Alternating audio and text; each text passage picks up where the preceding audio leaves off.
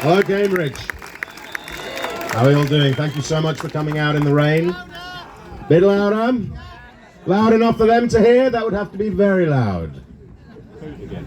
Two together, how about that? I was here for Millennium Night. Was anyone else here for Millennium Night?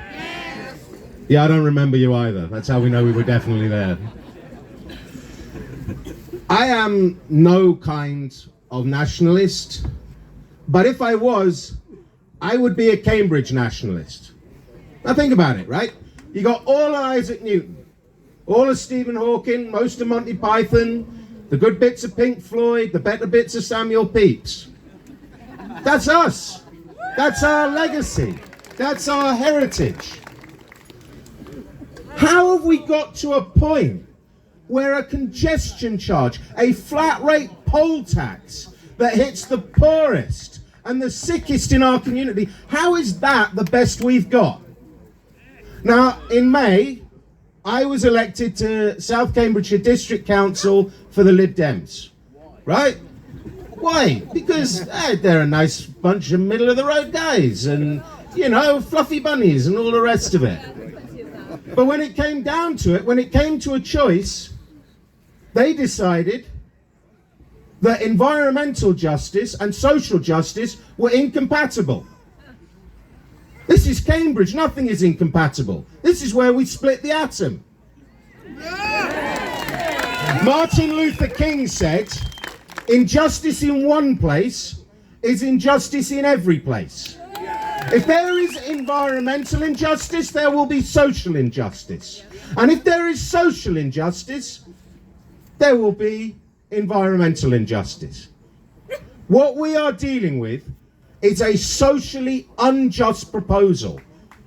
And I've been thinking, I've been racking my brains, what does this remind me of? Because this is Cambridge, right? We've got town, we've got gown, we've got shire, we've got city. So it's a well-dressed, out the party, shoving away to the lifeboats. Do you know what Cambridge is turning into under this GCP? We're Billy Zane out of Titanic, pushing past the poor people, trampling on the people who've got nothing, because we're going to say, that's wrong. That's wrong. I represent a very rural ward. Grew up in central Cambridge, but I now represent a very rural ward, Over and Willingham. Willingham, where William the Conqueror launched the invasion of the Isle of Ely and closed the campaign that began at 1066 in Hastings. We have a big history here, and this thing shouldn't be any part of it. Right? A very rural ward. People cannot get to the hospital without relying on private transport. It's that simple.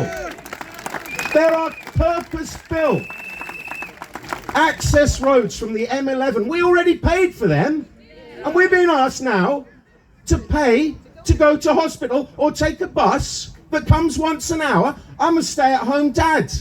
I've had that joy of waiting 20 minutes for a bus, only to find that there's pram space is already taken up. Oh, you can wait for the next one. Great, I've got nothing better to do with those kids getting unhappy. That's fine.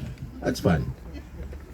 This is a policy designed by people who simply don't care. And the question I've got for you is, how much do you care? Then I tell you what, let's take this moment. Let's do what Neil said. Let this be Cambridge's reality checkpoint. The moment that we stop with the apathy, that we turn up, that we participate. You can't have a participatory... You cannot have a participatory... We're going to try that again. Here we go, third time lucky. You cannot have a participatory democracy if you don't participate. You can't have a democracy if the people have no power. You can't have a process if we don't check who is making our decisions for us. So what we do is we agree now. This is our reality checkpoint. This is our moment. This is Cambridge. We already have the answers. We know everything there is to know. It's just we don't quite remember what we did with the answers, because we're also a bit dotty. But I tell you what, up with this, we will not stand. And when Cambridge gets grumpy, you don't want to be in the way of that. Thank you for coming out, everyone. Brilliant.